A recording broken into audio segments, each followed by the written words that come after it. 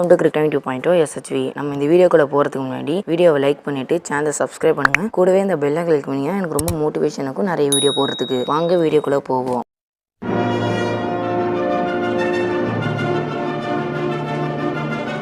Previous வீடியோவில் நம்ம BGT 2024-2025 இந்தியாவோட பேட்டிங் ஸ்குவாடை அனலைஸ் பண்ணுவோம். இப்போ ஃபர்கட் வீடியோ கார்டில் கொடுக்குறேன், மறக்காம பாருங்க. இந்த வீடியோவில் பவுலிங் ஸ்குவாடை அனலைஸ் பண்ணுவோம்.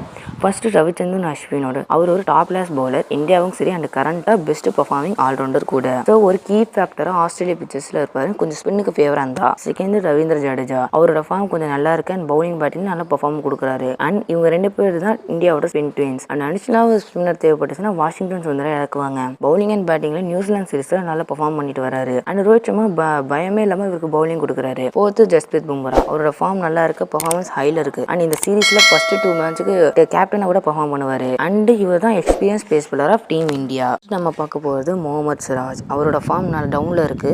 பட் ஆனால் ஆஸ்திரேலியாவில் ஒரு நல்ல ரெக்கார்டு இருக்கிறதால அந்த ஃபார்ம் திரும்பி வர வாய்ப்பு இருக்கு. இவர் தான் இந்தியன் டீமோட செகண்ட் பேஸ் பவுலர். நம்பர் 6 பார்க்க போது ஆகாஷ் தீப்.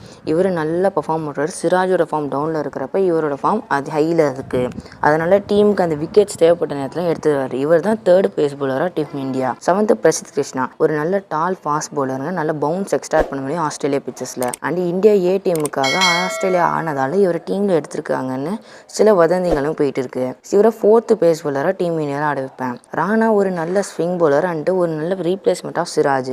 ரிசர்வ் பிளேயர்ஸா முகேஷ் குமார், ஒரு நல்ல fast and swing bowler, but இவர் தான் டீம்ல எடுத்துருக்கணும். அதுக்கப்புறம் நல்தீப் சைனி வந்து ஒரு நல்ல பேஸ் பவுலர், பட் அந்த டீம்ல எடுக்கணும் ஃபார்ம்ல நிறைய மேட்ச் ஆடவும் இல்லை. கலீல் அகமது ஒரு நல்ல ஸ்விங் பவுலர், மெயின்லி டீம் எடுத்துருக்க வாய்ப்பு இருந்திருக்கணும். பட் ஸோ இதுதான் இந்தியாவோட bowling list. Ashwin, Jadeja, washi, Bumrah, Siraj, Akash, Krishna, Rana.